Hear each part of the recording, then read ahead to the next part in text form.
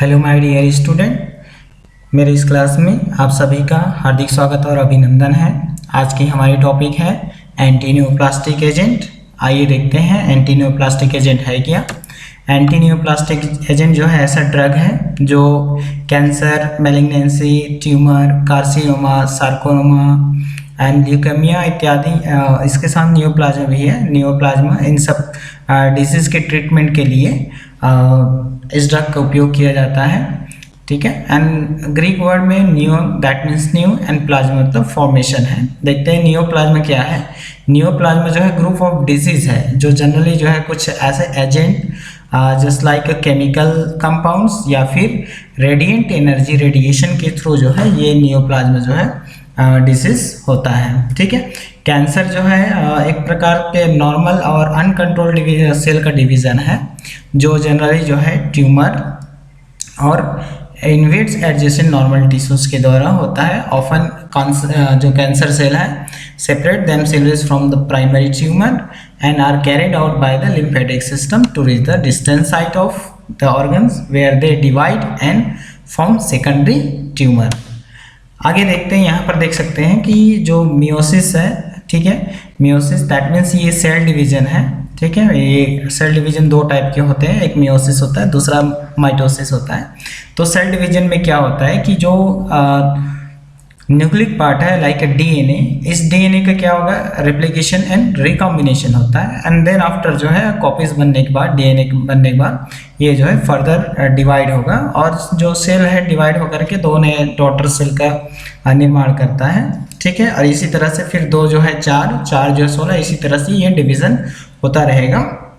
It is first division and this is the cell division second. Okay.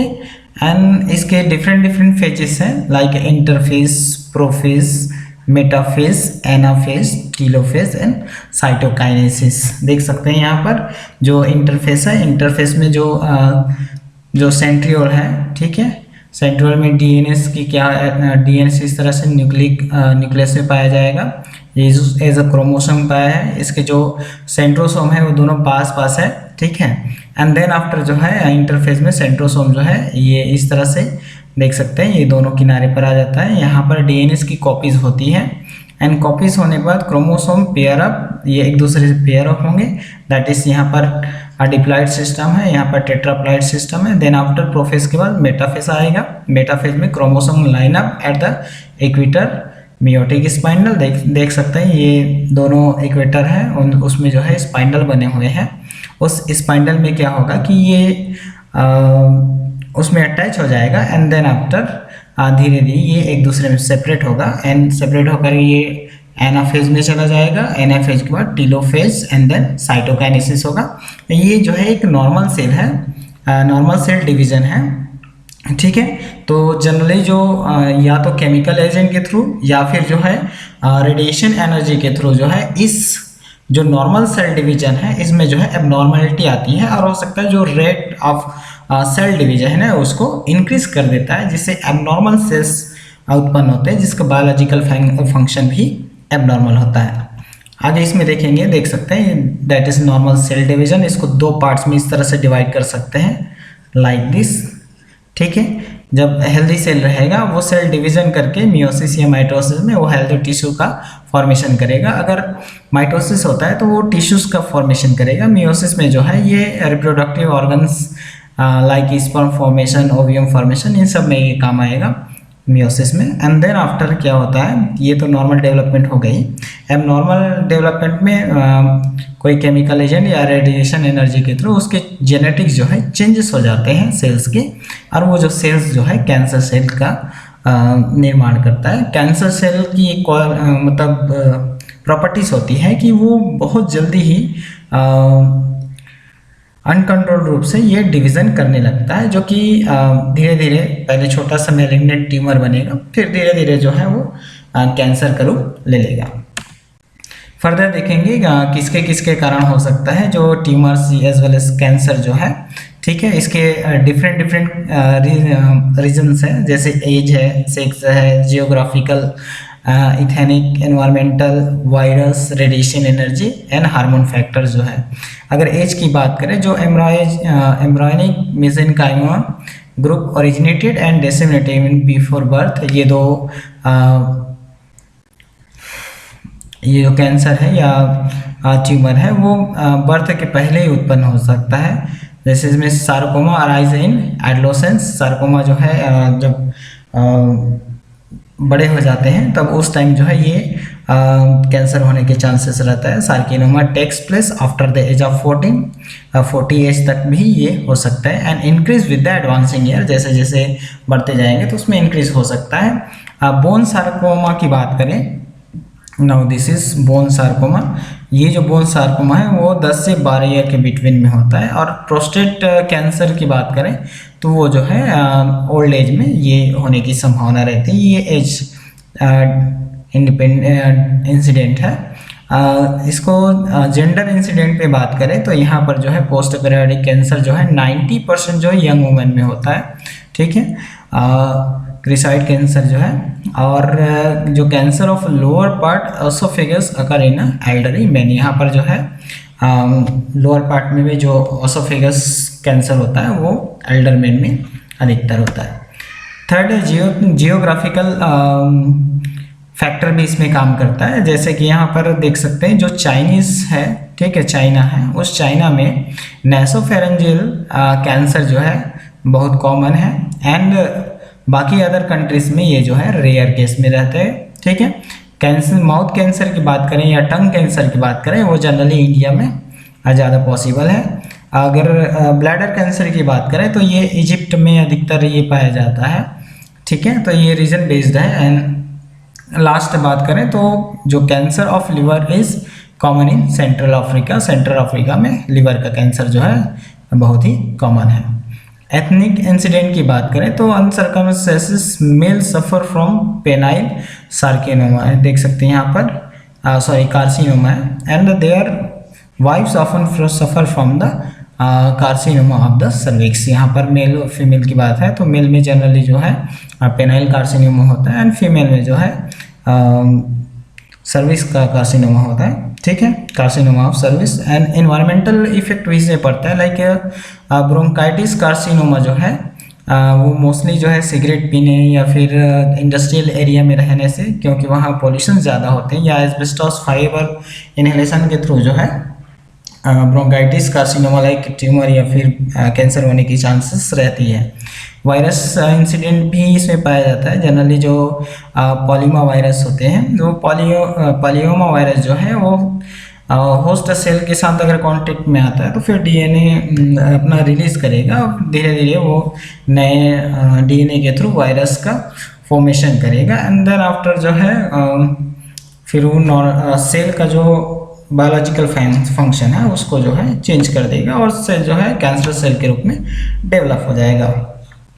These are the silent feature of antineoplastic agent. Antineoplastic agent generally क्या कर सकता है, ये करेगा block करेगा जो डीएनए के बायोसिंथेसिस है या उसके ट्रांसक्रिप्शन को रोकेगा सेल डिवीजन के दौरान, ठीक है, या फिर जो है mitosis phase and cell that are engaged in DNA synthesis to found to highly susceptible to those antineoplastic agent and in this resulting state the not so fast growing tumor invariably possess and good number of cell।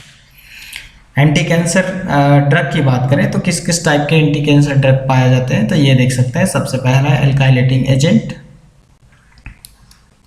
से बात करें, ये है alkylating agent mostly anti metabolite जो कि next classes में उसको discuss कर दी गई है। Antibiotics, alkaloid, hormones and others में देखेंगे सिस्प्लैटिन एंड कार्बोप्लैटिन, लाइवोप्लैटिन, ये सब केमिकल्स जो है एंटी कैंसर ड्रग के रूप में उपयोग होता है। Generally in this case here we will discuss about the alkylating agent and कैसे ये जो है इसका मोड ऑफ एक्शन कैसे होता है और कैंसर सेल को किस तरह से ये डिस्ट्रॉय करता है या फिर उसकी सिंथेसिस को इनहिबिट करता है। एंड एल्काइलेटिंग एजेंट क्या है, जनरली जो एल्काइलेटिंग एजेंट है ये कह सकते हैं जो डीएनए होती है उस डीएनए में क्या करेगा, जो कार्बन ग्रुप है उसको इंट्रोड्यूस करेगा, ठीक है, इंट्रोड्यूस करेगा, तो वो ऐसे एजेंट को हम कहते हैं एल्काइलेटिंग एजेंट। एंड कार्बन के इंट्रोडक्शन से डीएनए में अगर कार्बन जो है अटैच हो जाता है, ठीक है, डीएनए कार्बन बॉन्ड फॉर्मेशन करता है, तो उस कंडीशन में डीएनए की जो प्रॉपर्टीज है वो बदल जाएगी, ठीक है। और जो कैंसरस सेल है, ठीक है, उसका फॉर्मेशन में ये जो है लगभग बहुत अच्छे से काम करेगा, इनहिबिट करेगा उसको, ठीक है। तो देखेंगे जनरली जो है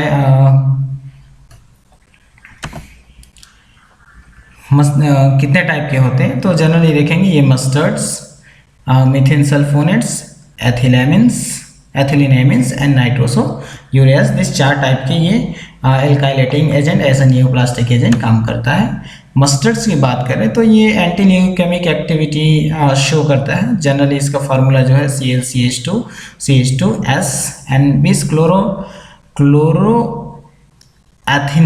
क्लोरोएथिल sulphide, this is the mustard gas, ठीक है। जनरली इट इज इसका जो है क्लिनिकल एप्लीकेशन बहुत अच्छा रहता है नियोप्लास्टिक एजेंट के ट्रीटमेंट में, ठीक है। बट थोड़ा सा ये हाईली टॉक्सिक होता है एंड सॉल्युबल, इसकी जो सॉल्युबिलिटी है वो लोअर होती है वाटर में, एंड ऑयली नेचर का भी होता है, देन थोड़ा सा ही ब्लिस्टर प्रोड्यूसिंग प्रॉपर्टीज शो करता है।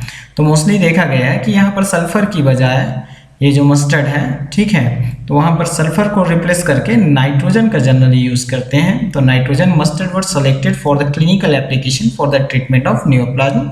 It is a group of disease because they present of fewer problems in handling beside their respective hydrochlorides। देखेंगे इसमें मस्टर्ड में कौन कौन से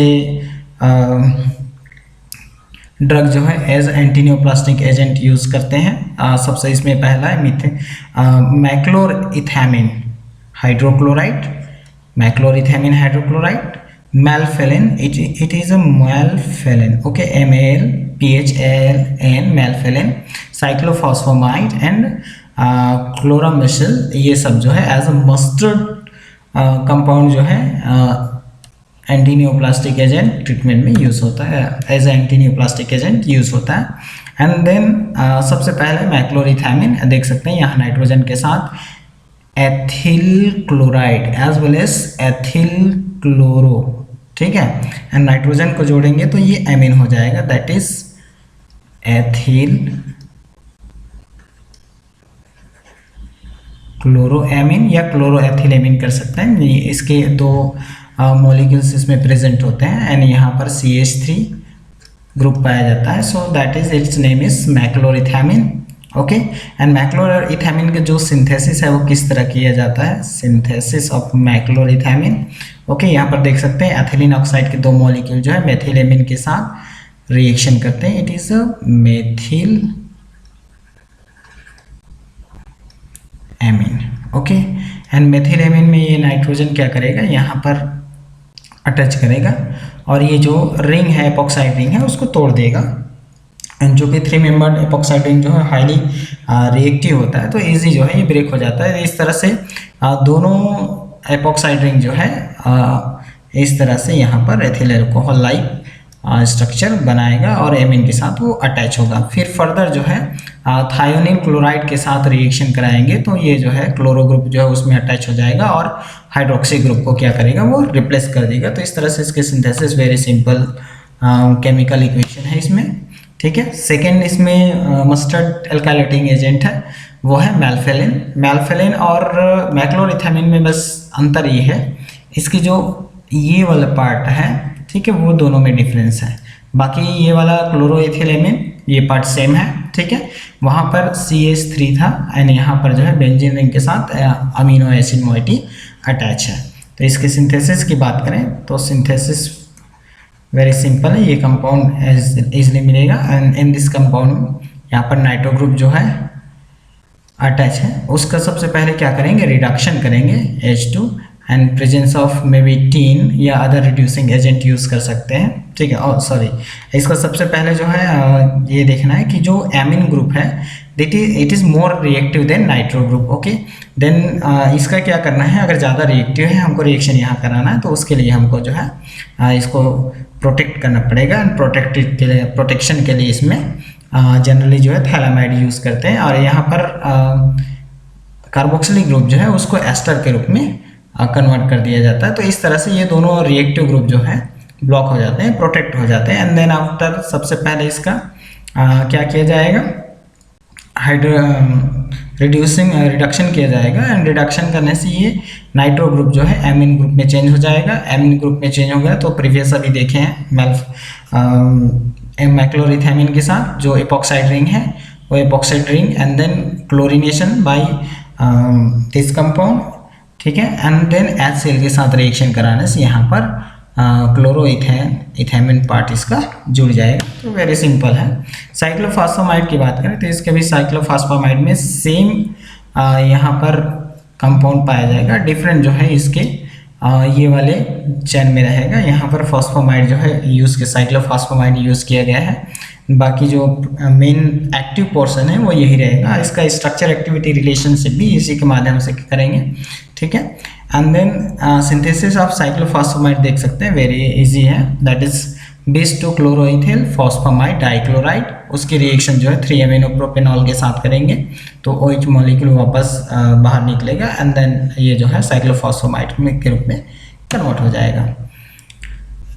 इन सभी की मोड ऑफ एक्शन देखें तो मोड ऑफ एक्शन में क्या है, हमको ध्यान देना है कि जो क्लोरोइथेमिन पार्ट है, ठीक है, वो इम्पोर्टेंट है। चाहे किसी भी साइड चेन जो है ये इम्पोर्टेंट इसलिए है कि उसकी हो सकता है सॉल्युबिलिटी या फिर जो लिपोफिलिक नेचर को बढ़ाए, ठीक है, जिससे उसकी एक्टिविटी बढ़े, वो आसानी से सेल तक जो टारगेट सेल है उसके तक पहुंच सके, ठीक है, वो अप्रोच के लिए। लेकिन मेन एक्टिव पार्ट जो है इसका क्लोरोइथेमिन पार्ट होता है। एंड क्लोरोइथेमिन पार्ट जो है जनरली एल्काइलेटिंग एजेंट है।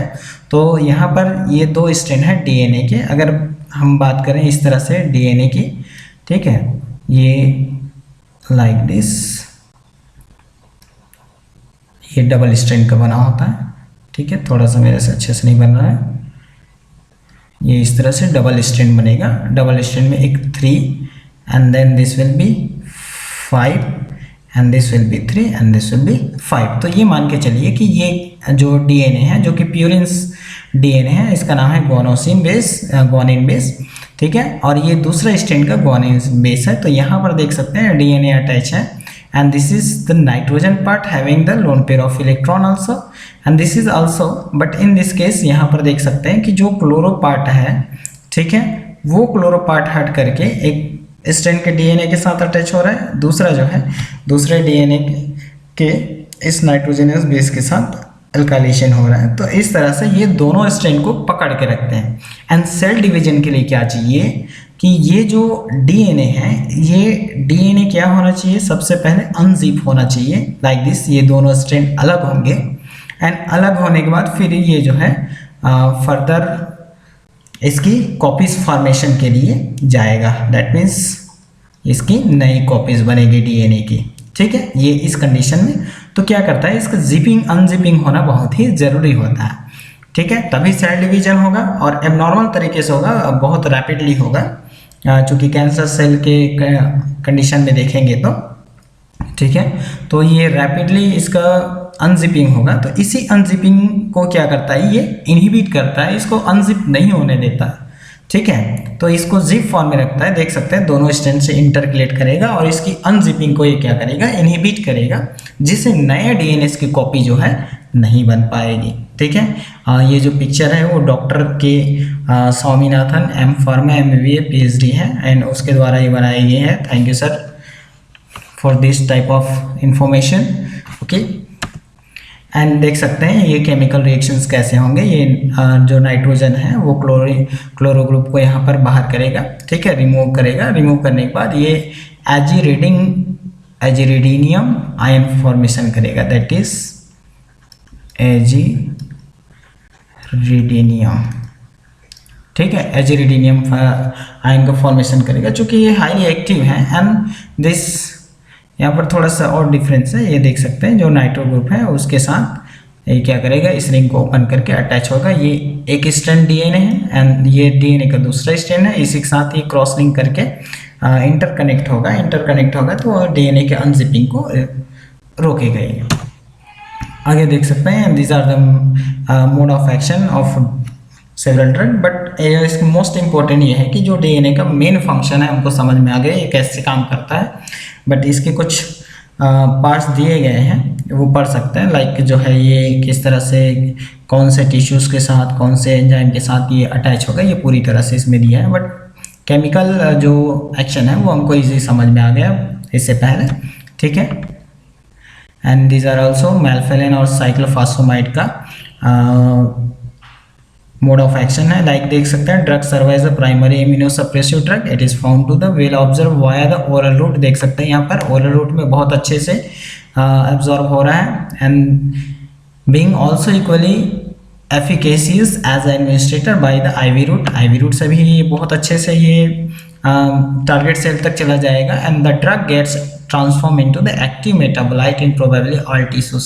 देख सकते हैं मेल्फेलिन जो है वो बहुत अच्छा है और ये अपग्रेडेड ड्रग है मैक्लोरिथामिन से, और इसका जो एब्जॉर्बेंस है वो बहुत अच्छा है प्लाज्मा में, blood plasma. And elimination of half life it is also important, ranges between 1 to 3 hours. देख सकते हैं इसका एलिमिनेशन जो है बॉडी से इजीली एलिमिनेट भी हो सकता है, ज़्यादा टाइम तक भी नहीं रहेगा, जो जिससे कि एडवर्स इफेक्ट होने की संभावना बहुत ही कम रहेगी। साइक्लोफॉस्फेमाइड के बिहेवियर के बारे में जानेंगे तो it is behave like a beta chloroethylene alkylators and hence fails cyclize rapidly to corresponding active ethylamine ammonium form unless and until activated by the hepatic enzymes। यहाँ देख सकते हैं importantly the liver is protected by the further metabolism of activated metabolite into the corresponding inactive products, therefore the drug is fairly stable in GI tract। देख सकते हैं GI tract में gastrointestinal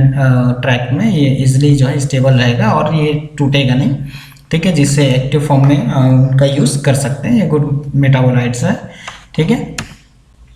आगे देख सकते हैं ये साइक्लोफॉस्फेमाइड का ये मोड ऑफ एक्शन है वो भी लगभग सेम है, यहाँ पर भी देख सकते हैं ये क्रॉस लिंक कर रहा है ये वाला पार्ट जो है। एंड नेक्स्ट मस्टर्ड के बाद आता है मीथेन सल्फोनेट। देखेंगे मीथेन सल्फोनेट क्या है, अगर इसके पॉइंट ऑफ व्यू से देखें तो मीथेन सल्फोनेट जो है specially interesting since the long alkylene chain. देखिए ये separating the reductive ester group virtually exclude the possibility of formation reductive intermediate ring structure and thus this ester group constitute the level of direct एल्काइलिटी ability which need not to be mediated by the cyclization. तो ये जो है other metabolite की आवश्यकता नहीं है, ये डायरेक्ट जो है एल्काइलेशन करेगा जो कैंसरस सेल है उनके साथ। And the methane sulfonate ion is weak nucleophilic group which is displaced from the carbon by the more strongly nucleophile which that is present in the biological system acted upon the drug. तो यहाँ पर देख सकते हैं बसल्फोन, ठीक है, बसल्फाइन जो है कंपाउंड है, यहाँ पर देख सकते हैं ये जो कार्बनिक चैन है हाइड्रोकार्बन चैन है, ठीक है, वो दो सल्फोनेट मीथेन सल्फोनेट ग्रुप को क्या किया ये अटैच करके रखा है। इसके सिंथेसिस देख सकते हैं इजी है as a methane sulfonate, okay, it is busulfan. और सिंथेसिस की बात करें तो यहाँ पर देख सकते हैं 1 2 3 4 that is butane diol. Butane diol का ये मीथेन थायोनाइल क्लोराइड के साथ रिएक्शन कराएंगे in the presence of pyridine, तो ये यहाँ पर वो सल्फोन का सिंथेसिस करेगा, ठीक है, एंड उसका सॉल्ट फॉर्मेशन करेगा। इसका मैकेनिज्म ऑफ एक्शन देख सकते हैं, ड्रग जो है एल्काइलेटिंग एजेंट है, ओके, तो एल्काइलेटिंग एजेंट तो जस्ट लाइक जो है जैसे मस्टर्ड जो एंटीनियोप्लास्टिक एजेंट है काम करता है, सेम वैसे भी उनका मोड ऑफ एक्शन रहेगा, ठीक है। और इसके डोज लेवल देख सकते हैं, ग्रेनुलोसाइटोपोएसिस में be suppress quite selectively without causing any effect on erythropoiesis. That drug has a little effect on lymphosis, okay, lymphopoiesis. It is of no value in lymphocytic leukemia and malignant lymphoma. It is found to be not immunosuppressive, okay, and इसका जो elimination half life range है वो 2 से 3 घंटे है। Ethylamine का तीसरा part methane sulfonate के बाद आता है एथिलेमिन्स, ठीक है। एथिलेमिन के 2 स्ट्रक्चर देख सकते हैं, ट्राई एथिलेमिन एंड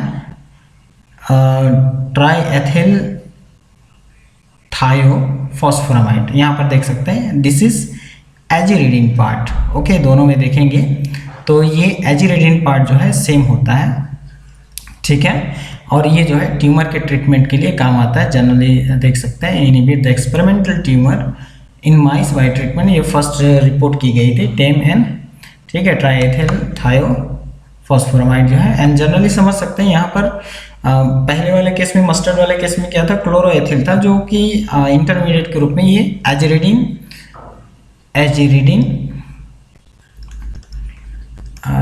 एजिरिडीन साइक्लिक एजिरिडीन का फॉर्मेशन करेगा। इसमें ऑलरेडी पहले से प्रेजेंट है, ठीक है।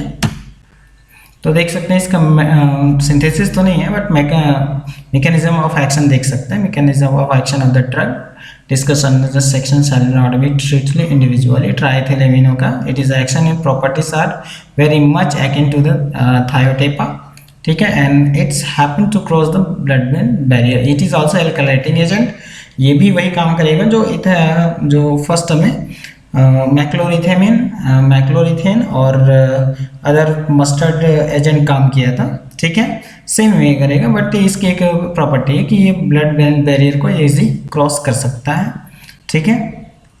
एंड नेक्स्ट है the drug is its action due to alkylating characteristics, it is extensively metabolised and trace unchanged drug substance and exerted in the urine along with the large proportion of the metabolite.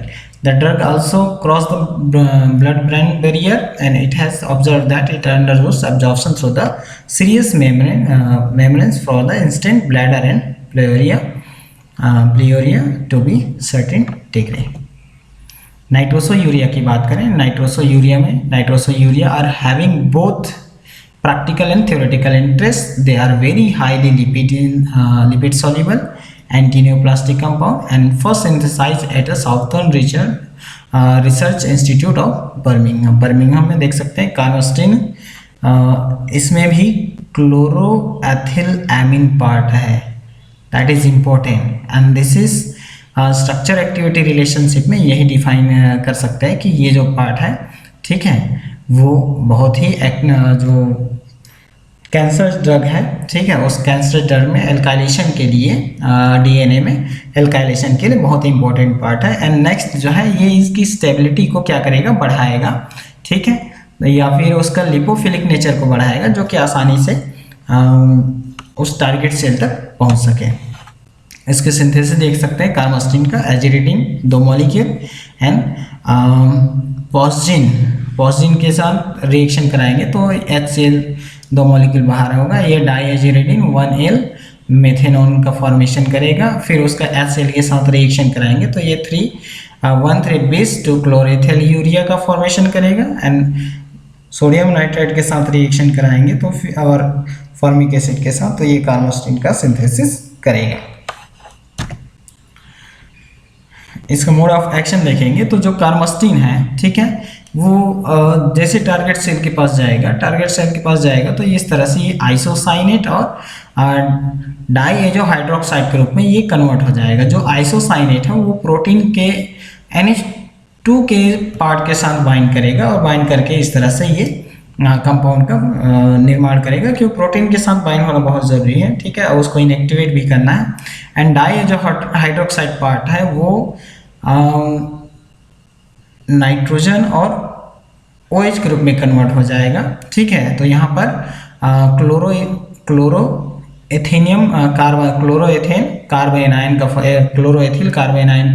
Carbocation का formation करेगा, जो कि देख सकते हैं DNA के जो guanine part है, ग्वानिन बेस है, it is a guanine base. इस ग्वानिन बेस के ऑक्सो पार्ट के साथ ये अटैच हो जाएगा, ठीक है, ऑक्सो पार्ट के साथ अटैच होकर के इसकी जो प्रॉपर्टीज है उसको चेंज कर देगा। दूसरा है लोमस्टिन, ठीक है, इसका भी सिंथेसिस देख सकते हैं, इजी मोड में है।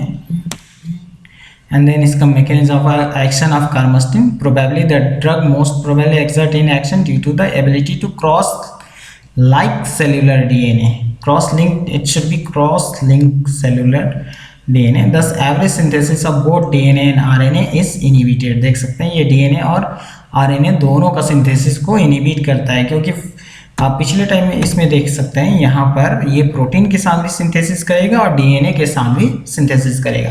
सो डीएनए के साथ सिंथेसिस करेगा तो डीएनए की जो कॉपीज फॉर्मेशन है उसको रोकेगा, इनहिबिट करेगा, या सिंथेसिस को नया कॉपी बनने से रोकेगा। और प्रोटीन के साथ सिंथेसिस करके जो प्रोटीन सिंथेसिस है उसको इनहिबिट करेगा। And it is also pass through the brain barrier, ठीक है, and highly lipid solubility, and it's जो शॉर्टर ड्यूरेशन होगा, आईवी एडमिनिस्ट्रेशन इजीली कर सकते हैं इसमें। ओके, इसका मोड ऑफ एक्शन इसका भी सेम रहेगा। And very very thank you.